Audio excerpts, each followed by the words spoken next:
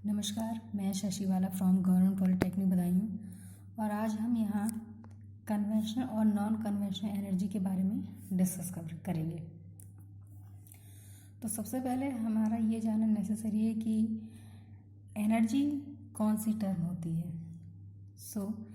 Energy in physics is the capacity for doing work. It may exist in potential, kinetic, thermal, electrical, chemical, nuclear और other various forms. Energy एक तरह से हमारी ability होती है जो किसी भी कार्य को करने की क्षमता प्रदान करती है, या फिर हम ये कह सकते हैं कि कार्य करने के लिए जो हमें योग्यता चाहिए होती है या जो कैपेसिटी चाहिए होती है वो हमारी एनर्जी कहलाती है। एनर्जी को हम एक फॉर्म से दूसरी फॉर्म में कन्वर्ट करते हैं और ये जो आपकी एनर्जी होती है ये हमारी potential, kinetic, thermal, electrical, chemical, nuclear या फिर किसी भी अन्य फॉर्म में हो सकती है। तो मैंने ये बताया कि एनर्जी का हम कंजर्वेशन करते हैं, यानी कि हम एनर्जी को क्या करते हैं, एक फेज से दूसरे फेज में कन्वर्ट करते हैं। और एनर्जी क्या है, हमारी एबिलिटी है किसी भी कार्य को करने की, या फिर हमारी कैपेसिटी है, यानी हमारी क्षमता है कि कार्य हम जिस तरह से भी कर रहे हैं तो किस क्षमता से हम उस कार्य को कर सकते हैं। तो वो जो क्षमता हमारी है वो क्षमता ही हमारी क्या कहलाती है, एनर्जी। जैसे अगर हम बात करें हीट एंड वर्क की, तो अगर हम जैसे एग्जांपल में हम कोल को लें अगर, तो कोल जब हमारा बर्न होना शुरू होता है तो कोल के बर्निंग से हमारी हीट इवॉल्व होती है, और जब हमारी हीट इवॉल्व होती है तो उससे हमारी किसी भी जो सब्सटेंस है वो आपका अगर हीट अप हो रहा है तो वो हीटिंग क्या होती है, कोल की जो सब्सटेंस है उसे हीट अप करने में यूज़ हो जाती है। तो इस तरह से जो हमारी एनर्जी है वो एक फेज से दूसरे फेज में कन्वर्ट हो जाती है, यानी जो हीट थी कोल की वो अब किस में वर्क ट्रांसफ़र हो गई, हमारे वर्क में। या फिर अगर हम इंजन का एग्जांपल लें तो अगर हम जैसे आपके कोल के इंजन होते हैं तो कोल को जब हम बर्न करते हैं तो हमारा इंजन मूव होता है, जिससे हमारे इंजन वगैरह मूव होना स्टार्ट हो जाते हैं या फिर चलना स्टार्ट हो जाते हैं। तो जो इंजन का चलना होता है वो हमारा कार्य हो गया, यानी वर्क हो गया, और जो कोल की हीट थी उसने उसे किस में कन्वर्ट कर दिया, वर्क में। तो इस तरह से हमारी एनर्जी डिफाइन की जा सकती है। Next move on the classification of energy sources. तो जो हमारी एनर्जी की सोर्सेस होती हैं वो हमारी मेनली टू टाइप्स के होते हैं। First is conventional and second is non conventional sources of energies. इस डायग्राम के द्वारा हम डिफरेंट टाइप्स की एनर्जी को अच्छी तरह से समझ सकते हैं। तो हमारी सोर्स ऑफ एनर्जी दो पार्ट्स में डिवाइड होती है। First is conventional, second is the non conventional. And conventional is further divided into two parts, that is commercial and non commercial. जो हमारी कमर्शियल्स होती हैं that is coal, petroleum, electricity etcetera. And the non commercial is firewood, dried, dung. यानी कि अगर आप normally जो आपके प्राइमरी फ्यूल्स होते हैं कन्वेंशनल के, जैसे आपकी लकड़ी वगैरह हो गई या फिर ड्राइड डंग वगैरह जो हमारे काउ डंग से बनाई जाती हैं, तो वो सब प्राइमरी जितने भी हैं वो सब नॉन कमर्शियल में आ जाती हैं। और जो हमारे सेकेंडरी फ्यूल होते हैं वो क्या होते हैं, जो प्राइमरी फ्यूल के हेल्प से हम बनाते हैं। जैसे अगर आपका वुड है तो वुड हमारा प्राइमरी फ्यूल हो गया, और अगर हम चारकोल है, कोल है या फिर आपका कोक है, तो ये सब जो फॉर्म्स होती हैं ये सेकेंडरी फ्यूल्स की होती हैं, बट ये सब क्या है, कन्वेंशनली होती हैं। इसके आगे हम बात करते हैं नॉन कन्वेंशनल की। तो नॉन कन्वेंशनल हमारे जो फ्यूल्स हैं जैसे आपका solar energy, wind energy, tidal, bio etcetera, ये सारी आपकी किस में आती हैं, नॉन कन्वेंशनल में।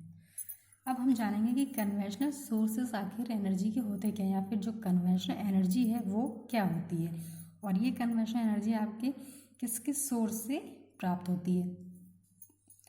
तो सबसे पहले जो आपकी कन्वेंशनल एनर्जी सोर्सेस होती हैं, कन्वेंशनल एनर्जी सोर्सेज का मतलब यानी कि पारंपरिक, जो अभी तक आपकी चलती आ रही हैं, यानी कि अभी तक हम जो सबसे ज़्यादा एनर्जी सोर्सेज का यूज़ करते आए हैं वो हमारे कन्वेंशनल हैं।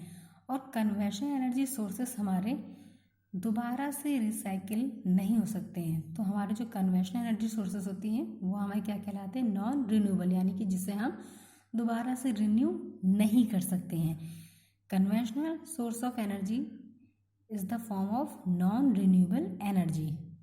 और ये जो आपकी नॉन रिन्यूएबल एनर्जीज होती हैं ये आपकी एग्जॉस्टिबल होती हैं, यानी कि ये आपकी लिमिटेड है। तो जितनी भी हमारी एनर्जी सोर्सेस लिमिटेड होती हैं वो हमारी किस में आती हैं, कन्वेंशनल सोर्स ऑफ एनर्जी में। जैसे अगर हम बात करें कि कोल है या फिर आपका पेट्रोलियम है, इस तरह के जितने भी आपके एनर्जी सोर्सेस होते हैं ये आपके फॉर्म होने में मिलियंस ऑफ ईयर ले लेते हैं। तो इनका जो हमारे पास स्टोरेज है वो लिमिटेड होता है। तो इसीलिए ये कहा जाता है कि कम से कम पेट्रोल का यूज़ करें, यानी कि अगर आपको आवश्यकता ना हो तो इनका इस्तेमाल कम से कम करें। जिससे क्या होगा, अगर हमारा स्टोरेज जो पेट्रोलियम का या कोल का है वो अगर फिनिश हो जाएगा तो फिर आगे आपके एनर्जी सोर्सेस काफ़ी लिमिटेड हो जाएंगे। इसलिए जो लिमिटेशन है, इनकी लिमिटेशन की वजह से ही अब हम इनके प्लेस पे दूसरे एनर्जी सोर्सेज का यूज़ करने लग गए हैं, जो हमारी क्या है, नॉन कन्वेंशनल एनर्जी सोर्सेज। तो now we discuss about the non conventional energy sources. Non conventional energy sources just like conventional energy sources, ये आपके इनएग्जिस्टेबल होते हैं, यानी कि आपके बहुत ज़्यादा मात्रा में अर्थ पे हैं। और जबकि कन्वेंशनल क्या है, आपके लिमिटेड है, यानी कि एग्जिस्टेबल है। आपके कन्वेंशनल नॉन रिन्यूएबल होते हैं, यानी कि आप उसे दोबारा से रिन्यू नहीं कर सकते। बट जो आपके नॉन कन्वेंशनल होते हैं वो आपके रिन्यूएबल एनर्जी सोर्सेस होते हैं, प्लस आपके ये इनएग्जिस्टेबल सोर्सेस होते हैं एनर्जी के। तो जिस तरह से आपके विंड है, tides energy, solar, biomass, geothermal, या फिर आपके ओशियन एनर्जी या फिर हाइड्रो एनर्जी, ये सारी एनर्जी आपकी किस में आती है, नॉन कन्वेंशनल में। क्योंकि इनके जो सोर्स ऑफ एनर्जी हैं, जैसे कि आप अगर सोलर एनर्जी को लेते हैं तो सोलर एनर्जी का जो मेन सोर्स है वो क्या है, हमारा सन, जो आपका अर्थ पे हमेशा रहता है। तो उसके थ्रू जो आपका रेडिएशन मिलता है वो आपको पूरी तरह से प्रचुर मात्रा में मिलता है, यानी कि जितना आप चाहते हैं वो आप उससे ले सकते हैं। इसी तरह से जो विंड है ये भी आपके एटमॉस्फेयर में हमेशा रहती है। और जिस तरह से आपका हाइड्रो एनर्जी है या ओशियन एनर्जी है, टिडल्स एनर्जी है, ये सब क्या है, समुद्र वगैरह के पानी जब तक है तब तक ये आप एनर्जी इनसे प्राप्त कर सकते हैं। तो इनका जो स्टोरेज है वो कन्वेंशनल एनर्जी की तुलना में बहुत लार्ज अमाउंट में है, इसलिए ये आपके इनएग्जिस्टेबल हैं प्लस रिन्यूएबल हैं। और ये आपके कोई भी पोल्यूशन क्रिएट नहीं कर सकते हैं, तो इससे आप कोई भी वेस्टेज नहीं होता है इससे, और ये आपके पोल्यूशन फ्री होते हैं, या फिर हम ये कह सकते हैं ये आपके इको फ्रेंडली होते हैं। अब हम बात करते हैं टाइप्स ऑफ कन्वेंशनल एनर्जी की। तो जैसे मैंने आपको पहले बताया थी, कन्वेंशनल एनर्जी हमारी डिफरेंट टाइप की होती है, coal, oil, petroleum, natural gas, wood etcetera. तो सबसे पहले हम बात करते हैं कोल की। तो कोल हमारा एक सब जो कन्वेंशनल सोर्स है कोल हमारा, तो सबसे ज़्यादा प्रचुर मात्रा में ये अबेंडेंट फॉर्म में जिसे हम सबसे ज़्यादा यूज़ करते हैं कन्वेंशनल सोर्स को, वो हमारा कोल है। तो ये जो हमारा कोल है, इस एनर्जी को हम लगभग 200 ईयर्स पहले से ही यूज़ कर रहे हैं। ये आपका एक सेडिमेंट्री रॉक होता है जो ब्लैक और ब्राउन कलर का होता है। ये आपके 4 स्टेजेस में फॉर्म होता है, और इसकी स्टेजेस जो होती हैं वो होती हैं पीट, लिग्नाइट, बिटुमिनस एंड एंथ्रासाइट। जिस तरह से पीट से हम lignite, then bituminous and then anthracite, जब हम स्टेजेस हमारी आगे बढ़ती हैं कोल की, तो उसके अकॉर्डिंग आपकी जो कार्बन की परसेंटेज होती है वो भी आपकी बढ़ती जाती है, और कार्बन की परसेंटेज आपकी हाई होती जाती है। तो जो आपका कोल है उसकी ग्रेड या फिर जो कोल की रैंक है वो भी क्या होती है, हाई होती जाती है। तो ये जो आपका कोल है ये आपके डिफरेंट टाइप्स के प्रोसेस में यूज़ किया जाता है, जो आपको एनर्जी प्रोवाइड करता है। जैसे अगर हम बात करें बॉयलर्स वगैरह की, तो बॉयलर्स वगैरह में भी जैसा आपका पीट कोल, जो पहली स्टेज होती है कोल फॉर्मेशन की, वो आपका यूज़ किया जाता है फॉर स्टीम प्रोडक्शन। इसी तरह से जैसा अगर आप नॉर्मल हाउस हीटिंग के लिए यूज़ करना चाहते हैं तो भी हम कोल उसमें यूज़ कर सकते हैं। और ये तो मैंने आपको बताई दी कि बॉयलर से हम यूज़ करते हैं स्टीम इंजन्स के लिए, जहाँ पर आपका जो पीट कोल है वो स्टीम प्रोवाइड करता है। क्योंकि जो कोल की फर्स्ट स्टेज होती है पीट, उसमें आपके higher percentage of moisture content होता है, जिससे आपका बॉयलर जो है स्टीम क्रिएट करता है। और ये आपके इलेक्ट्रिसिटी प्रोड्यूस करने के लिए थर्मल प्लांट में यूज़ होते हैं। जैसे देखिए ये डिफरेंट टाइप्स ऑफ कोल है, ये आपकी बर्निंग ऑफ कोल दिखाई गई, ये आपका नॉर्मल कोल। इसके बाद हम करते हैं पेट्रोलियम और नेचुरल गैस की। पेट्रोलियम और नेचुरल गैस के बारे में हम बहुत पहले से पढ़ते आए हैं कि जो आपका पेट्रोलियम है वो आपके काफ़ी डेप्थ तक अर्थ क्रस्ट में आपके बहुत ज़्यादा गहराई की ड्रिलिंग के द्वारा आपके जो वेल होते हैं, कुएं होते हैं, उन्हें हम खोदते हैं या ड्रिल करते हैं कुओं को, और उससे फिर आपका जो पेट्रोलियम मिक्सचर होता है उसे हम निकालते हैं। और ये जो आपका पेट्रोलियम मिक्सचर होता है ये बेसिकली आपके हाइड्रोकार्बन्स का मिक्सचर होता है, जिसमें आपके एल्केन्स और साइक्लो एल्केन्स आपके होते हैं। तो ये हाइड्रोकार्बन का जो मिक्सचर होता है ये आपका एक्चुअली ब्लैक कलर में होता है, और ये ब्लैक लिक्विड ही आपका किस नाम से जाना जाता है? पेट्रोलियम से।